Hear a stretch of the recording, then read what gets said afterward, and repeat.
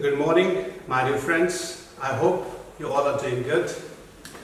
It's really great to come on this online platform and to interact with you. Even though it's a virtual platform, but still it's quite interesting. And I hope that you all are staying in the pink of health. My dear friends, yesterday we have taken a topic called as biomolecules.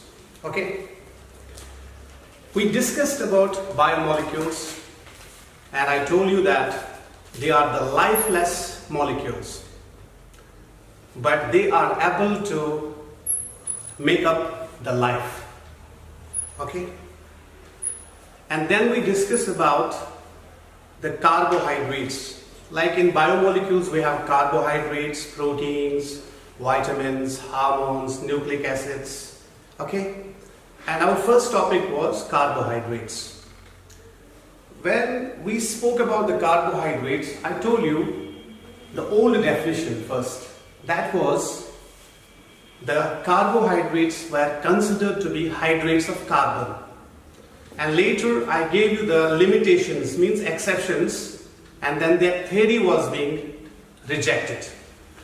Then there came the modern definition of carbohydrates, which was about optical activity of carbohydrates. Like carbohydrates are optically active polyhydroxyaldehydes or polyhydroxyketones. I gave you the crispy definition of optical activity, which we will discuss later as well. And I told you what are polyhydroxyketones and polyhydroxyaldehydes. I gave you two examples. One was that of glucose, or we can say glucose, and another one was of fructose.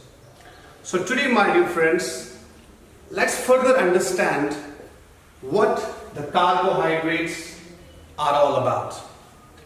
So my dear friends, I have set down some points here before so that I could save some time. Let's look at the first point regarding carbohydrates. It is carbohydrates include those compounds like sugars. And in sugars we have two substances, monosaccharides and oligosaccharides. This classification I will be doing later. Remember, carbohydrates contain sugars, which are monosaccharides and oligosaccharides. Polysaccharides are not considered to be sugars, and we have a different group of polysaccharides called as starch, cellulose and glycogen. So starch, cellulose, glycogen and these sugars, monosaccharides and oligosaccharides, they are all carbohydrates. Let's take on the second point. The second point is carbohydrates are synthesized by green plants through the process known as photosynthesis. Everybody is aware about the fact that the green plants synthesize their own food, and that process is known as photosynthesis. And I'll be giving you a little description about photosynthesis as well after explaining these 3 points, because it's not our topic actually, photosynthesis here, but still some idea I will give you. And make up to 70% of plant material, or we can say solid plant material. That means 70% of the solid plant material is nothing but carbohydrate, which is synthesized through a process called as photosynthesis. Okay, let's come to the third point about carbohydrates. Carbohydrates provide us with 3 basic necessities. What are those 3 basic necessities? Let's have a look. The first one is about food. Carbohydrates provide us food. How? In the form of starch. Second point, carbohydrates provide us with shelter. How? In the form of wood. Because wood is used for making furnitures, or you can build up houses. Okay? And what is this wood all about? This wood is nothing but it's cellulose. And I mentioned here cellulose is nothing but it's a carbohydrate. And your starch is also a carbohydrate. So starch is for food and cellulose is the component of wood, and that wood is used for making furniture, and obviously we get a shelter, and that's a carbohydrate. And the last point is about clothing. We have cotton, linen and rayon. They are essentially cellulose. That means the cotton is used for making fabrics, for making clothes. Okay? And that cotton, linen and rayon, this rayon kind of a thing we will study in polymer chapter and all. So they are cellulose molecules, and the cellulose molecule is nothing but it's a carbohydrate. So my dear friends, I hope you have understood about these three factors or these three properties of carbohydrates. And after some time, I will give you the brief introduction about the photosynthesis. So please make note of these 3 points. So my dear friends, we have discussed the 3 points. Now let me give you some idea about the photosynthesis. I will not consume much time with this particular topic here. So let us see what is photosynthesis all about. Photo means actually light, and synthesis means to prepare something. So by using light, what we prepare actually, we prepare food. So the plants especially, I'm talking about plants, I'm not talking about the humans actually here. The plants prepare food by using light. Photo means light, photon. So the process by which green plants prepare their own food by using carbon dioxide and water, okay, and by using sunlight, which is absorbed, means this sunlight is absorbed by a chlorophyll pigment, and that chlorophyll pigment is green in color because it reflects green light. If I reflect red light, I will appear to be red. If I reflect green light, I will appear to be green. So this chlorophyll pigment is green in color because it reflects green light. Okay? Present in a chloroplast of a plant cell. So this chlorophyll pigment is present in the chloroplast of a cell. Okay? So it's a part of a chloroplast. Now what is this photosynthesis all about? I told you that raw materials required for photosynthesis are carbon dioxide and water. Then you have to use sunlight because sunlight provides energy, and that energy is required to make this chemical reaction possible between carbon dioxide and water. Okay? And now what I'm getting here, C6H12O6, which is your carbohydrate. And apart from that, the green plants will also release oxygen. Now my dear friends, you will be thinking that sunlight, which sunlight is being used actually? Which part of the sunlight is being used? Actually this sunlight, if you have a look here, I will show you. This sunlight is the visible light actually. This sunlight is the visible light. Now visible light, if we talk about, it is an electromagnetic wave. When we talk of electromagnetic spectrum, it consists of 7 electromagnetic waves. Electromagnetic spectrum consists of 7 electromagnetic waves. What are those electromagnetic waves? Radio waves, micro, infrared, visible, ultraviolet, X-ray and gamma rays. These are the 7 electromagnetic waves, and they form electromagnetic spectrum. Out of these 7 electromagnetic waves, which electromagnetic wave is used by the green plants? I am saying that green plants, they will use sunlight, and that sunlight is basically this one. It is the visible light.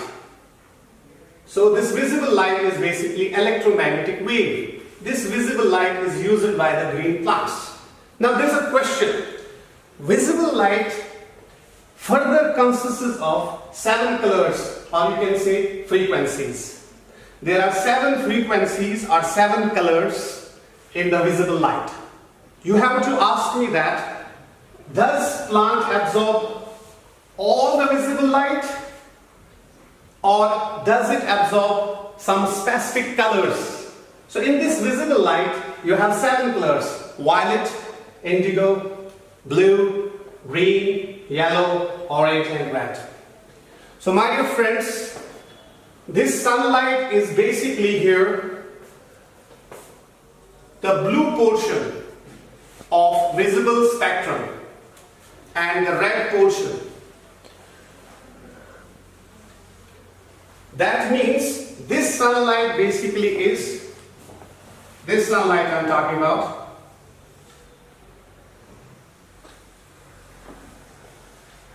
It's the blue portion or the red portion of visible spectrum. That means green plants will absorb visible light. But which color? The blue color and the red color are absorbed by the green plants. Who is absorbing the blue portion of the visible spectrum and the red portion of visible spectrum? That is your chlorophyll molecule. This guy will absorb it. So chlorophyll absorbs. So I will write down chlorophyll absorbs. What does it absorb? You can have a look. Blue and the red portion of visible light.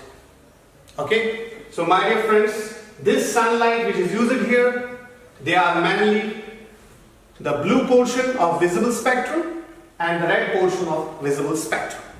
Now, chlorophyll is green in color. Why it is green? Because it reflects the green color. It reflects the green color. So green color is not absorbed. Green color is reflected. Two colors, blue color and red color, are absorbed. Okay? And those two colors are nothing but their energies, and those energies are making this reaction possible. And remember, chlorophyll reflects green color, not absorbs. It absorbs blue and red. Okay? And makes this reaction possible. So my dear friends, I hope you have understood this definition of photosynthesis. And let me tell you that chloroplast is basically one of the components of the plant cell. Like you have a plant cell, does have a nucleus, does have a Golgi apparatus, does have chloroplast. So we have here the chloroplast which contains the chlorophyll molecule. Okay. I hope you have understood this particular thing. Take some time and write it down. So dear friends, let's talk about now the classification of carbohydrates. So my dear friends, the classification of carbohydrates. Carbohydrates can be classified into 3 types based on their behavior towards hydrolysis. So what is this hydrolysis all about? Have a look. This is hydrolysis. What is this? Breakdown of a substance on reaction with water. So what is hydrolysis, my dear friends? Breaking down of a substance on reaction with water. Let us suppose if this marker is a carbohydrate, let's understand, and I will make this marker to react with water. You understand this is just a carbohydrate. Just imagine, once I add water to this, water will break it into 2 or more than 2 parts. But here let us suppose it breaks into 2 parts by the addition of water. So that is hydrolysis. Means when you add water to any substance and it breaks into 2 or more than 2 parts, okay, that is hydrolysis, right? Now, when we talk of hydrolysis, it means the breaking down of a substance on reaction with water. So we have classified the carbohydrates based on the process called as hydrolysis into 3 types. One is monosaccharides. second one is oligosaccharides, and the third one is polysaccharides. Before we explain them, monosaccharides, oligo and polysaccharides, let us look at this term here. Have a look. This is a Greek word called as saccharon. Here you have saccharide. Saccharide, saccharide. What does saccharide mean? It's a Greek word, and that Greek word is basically saccharon. So it's derived from Greek word saccharon. What does it mean? It means sugar. So that means we have here monosugar. That means only one sugar unit. Oligosaccharide means 2 to 10 sugar units. Oligo contains 2 to 10 sugar units. And polysaccharide. I told you, my dear friends, in this classification, this poly term, look here, have a look. Poly means 2 or more. But in this classification, poly term is used for more than 10 sugar units. That means this poly term is this poly. So this is not this poly, because this poly actually is used for 2 or more. Now you will be thinking that at many places when we are giving nomenclature for many organic compounds, we mainly use poly. Poly for 2 or more than 2 groups. But in this classification, please remember, in this classification, poly term is used for more than 10 sugar units. When you have more than 10 sugar units with you, which are combined together through chemical bonds, we call them as glycosidic bonds, which we'll learn later. We call them as polysaccharides. So my dear friends, try to understand. Here poly means more than 10. Okay? And oligo basically means from 2 to 10 sugar units. And monosaccharide means only one sugar unit is here. So when you have only one sugar molecule, try to understand. You can't break it. You have only one unit. So you can't break it on reaction with water. That means monosaccharide is the simplest carbohydrate which cannot be broken on hydrolysis, because it is just a one unit. So one unit cannot be broken. But I know that this oligo term stands for 2 to 10. 2 to 10 units. Which units? These are 2 to 10. They contain 2 to 10 monosaccharide units.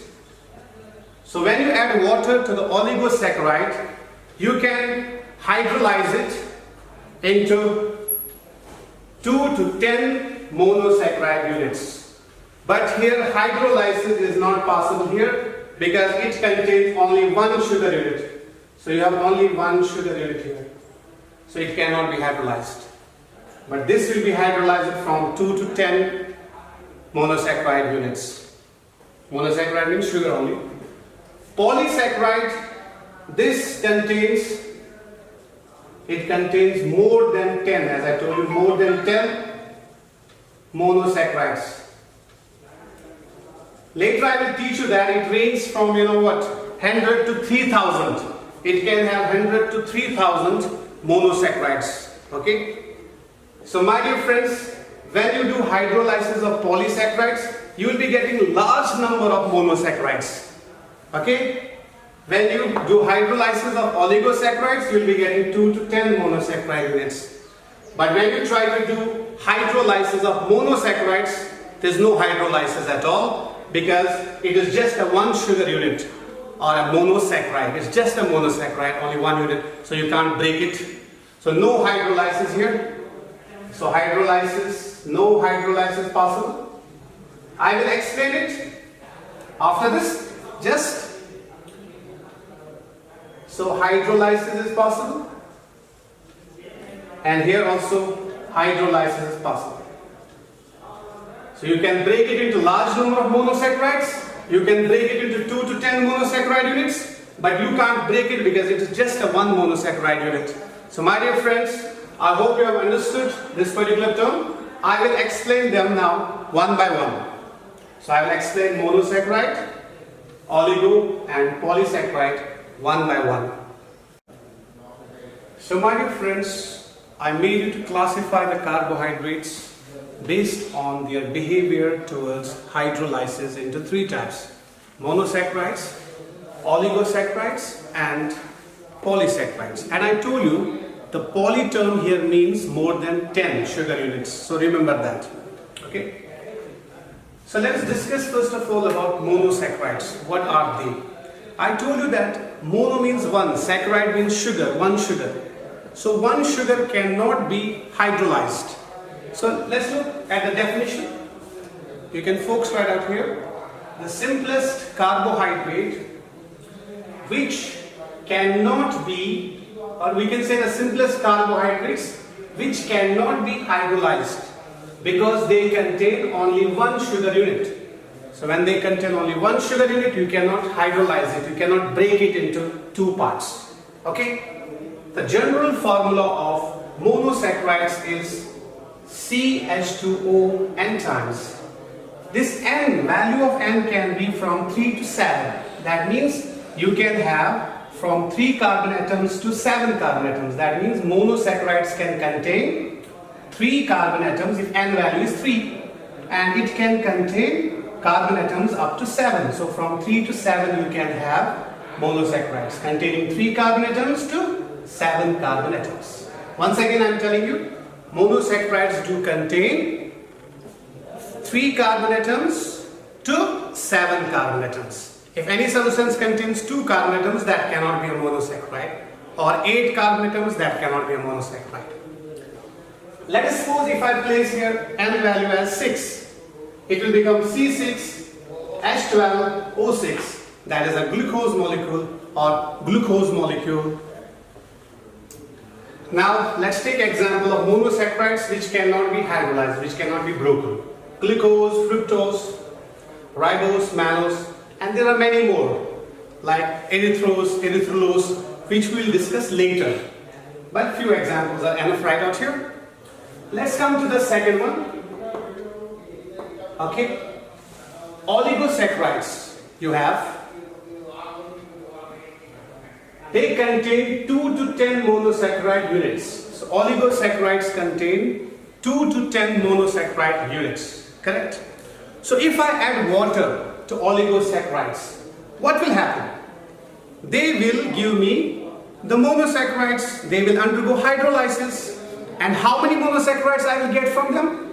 I will get from them 2 to 10 monosaccharides. That means I can get 2, 3, 4, 5, 6, 7, 8, 9 and 10 monosaccharides from oligosaccharides. Clear? Now, oligosaccharides can be further classified into disaccharides, tri, tetra, penta, hexa, hepta, octa, and nuna and deca, based on number of monosaccharide units. If oligosaccharide gives me 2 monosaccharide units on hydrolysis, it's a disaccharide. If it gives me 3 monosaccharides on hydrolysis, it's a trisaccharide. If it gives me 10 monosaccharides on hydrolysis, it is a decasaccharide. So that's why I have written di, tri, tetra, penta, hexa, hepta, octa, nuna and deca. Di means starting from 2 and deca means ending up at 10. Okay? So I will be a little bit zooming it up for you people. So it will be quite visible. So now my dear friends, in our theory, we'll be mainly concerned with the disaccharides. But when it comes to the competitive exams, okay, you need to focus on at least on 2 more types, that is trisaccharides and tetrasaccharides. Their examples are important actually. That's why I have mentioned these 2. But your main focus will be actually on disaccharides. We need not to discuss other like tri, tetra, penta and decasaccharides. We need to focus only on disaccharide. But for you people, for a little extra information, I have added on trisaccharides and tetrasaccharides as well. So let's coming back to the point. Disaccharides, everybody knows, on hydrolysis will give 2 sugar units. Now the question is, those 2 sugar units can be either same or they can be different. So let's take an example of disaccharide. Let me zoom it here at this particular point. Let's zoom it here. Okay. Now the sucrose molecule is a disaccharide molecule. When I add water to the sucrose molecule, what happens? It gives me glucose and fructose. Glucose and fructose, they are two different monosaccharides. Okay? Maltose on hydrolysis gives me glucose and glucose. They are same monosaccharides, similar monosaccharides. Lactose on hydrolysis gives me glucose and galactose. They are different monosaccharides. That means disaccharides on hydrolysis can give similar or different monosaccharides. Correct? Now, you will be asking me a question here. What will be the general formula of disaccharides? Remember, disaccharide is formed from two sugar units. Okay? It's like you have sucrose, maltose and lactose. Let us suppose if I say the reverse reaction, glucose, reverse reaction I am talking about, glucose and fructose, they will combine. Okay? Now here in forward reaction, water is added. When you add water to sucrose, that is hydrolysis, you are getting glucose and fructose. But now, if you take glucose and fructose and combine them, they will not add water, they will lose the water. And when the water is lost, okay, what will happen? You will be getting the sucrose in reverse reaction. Forward reaction, water is added. But if you look at the backward reaction here, water has to be removed. So when you remove the water from glucose and fructose, you will be getting sucrose. Now have a look at the general formula here. If I take, have a look here. Okay, here I will write down C6H12O6, that is your glucose. C6H12O6, that is your fructose. The formula should become C12H24O12. It should become the formula. But formula is C12H22O11. The reason is that two hydrogens have been removed here, 24 and here 22. And how many oxygens have been removed from here? 1. That is lost in the form of water, minus H2O. In reverse reaction I am talking about. So my dear friends, the general formula of disaccharides is now C12H22O11. Now let us focus on the trisaccharides. Everybody knows about the trisaccharides. I have a little zoom here at this particular point. On hydrolysis, they can give three same or different monosaccharides. Correct? Let's take an example of raffinose. When you do hydrolysis, means you are adding water. They can give you three same or different monosaccharides. Depends. Now what I am getting glucose, galactose and fructose. And these three are different monosaccharide units given by the raffinose. So raffinose is a trisaccharide. Remember, this in reverse reaction, if I am adding here one water molecule, but here we have, it gives me three actually monosaccharides here. That means I have to add here two water molecules for raffinose, because it will break a bond between this and a bond between this and this, which we will learn later, in later stage. Okay. Now let's talk about tetrasaccharides. They will give four same or different monosaccharides. Let us zoom it here. Okay. Now you will be thinking, what is the general formula of this particular thing? That trisaccharide, which I did not mention. That is C18H32O16. Because in reverse reaction, when these three will combine to make raffinose, they will lose two water molecules. So the formula will become C18H32O16. Okay? Tetrasaccharides have four same or different monosaccharides they give on hydrolysis. You have an example here. Let us zoom it here. We have stacharose. I am adding water. How many water molecules I have to add? Remember, we have 2 molecules of galactose here. 2 molecules of galactose. Look here, 2 molecules. 1 molecule of fructose, 1 molecule of glucose. Total I have 4. 2, 1 and 1, 4. That means when you have 4 sugar units, so bonds between them will be 3. So you have to add actually here 3 water molecules. And in the reverse reaction, if we look at reverse reaction, if glucose will combine with fructose and 2 galactose molecules, they will lose 3 water molecules and they will make staccarose. Staccarose is nothing but tetrasaccharide. So 3 water molecules are lost here. And now the formula becomes C24H42O11. Sorry, it should not be O11 here. It should be O21. Because oxygen and hydrogen, oxygen should be 21 and hydrogen should be double of that, so that they can make water molecule. The ratio should be 2:1. So this is the formula. Can you focus it here on this formula? C24H42O21. Now this was about tetrasaccharides, and we need not to discuss about the others. And you can yourself tell penta, hexa, hepta, octa, nona and deca. Let's take one last definition that will be of polysaccharides. So we'll focus on here, either write down polysaccharides here.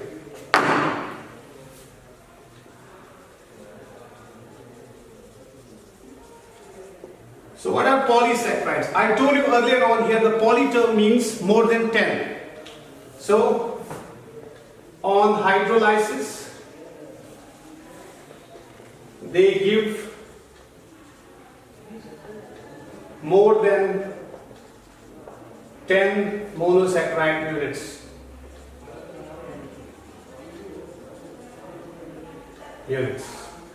More than 10 means it can be 100 also, 200 also, 1000 also, 2000 also, more than 10 I mean to say.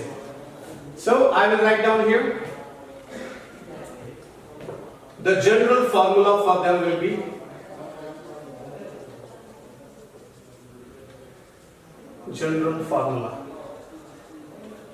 is C6H10O5. You understand here? H10, it should be like this, like C6H12O6. But 2 hydrogens, if I make it lose here 2 hydrogens and 1 oxygen, it will make a water molecule minus H2. What will remain here? C6H10O5. That means already you have made this molecule to lose water. When it has lost water, it can interact with other molecules. So C6H10O5 has already lost the water molecule and it has already interacted with other molecules. So I will take it how many times? N times. Now I need to mention what is this N. This N can be ranging from 100 to 3000. That means you have to take this structure N times, and N can be 100 to 3000, my dear friends. So now you'll be thinking that why H10 and O5? Understand that it has lost the water molecule. And how many times it has lost the water molecule? Have a look. We will say N times. But actual thing is that water molecules are lost N minus 1 times. Because if you have 10 monosaccharides, between 10 monosaccharides, you will have 9 glycosidic bonds. Okay, cool. Now this N value can be 100 to 3000 here. So we have polysaccharides. Let me just give examples, and for today we are done. Let's take on the starch. Let's take on cellulose. Let's take on glycogen. Okay, we have dextrins as well and many more. But this much is enough for our syllabus. So my dear friends, this was all for today. I hope you have enjoyed the session. May God bless you. Stay in the pink of health. Take care of yourself. Yo-yo. Thank you very much.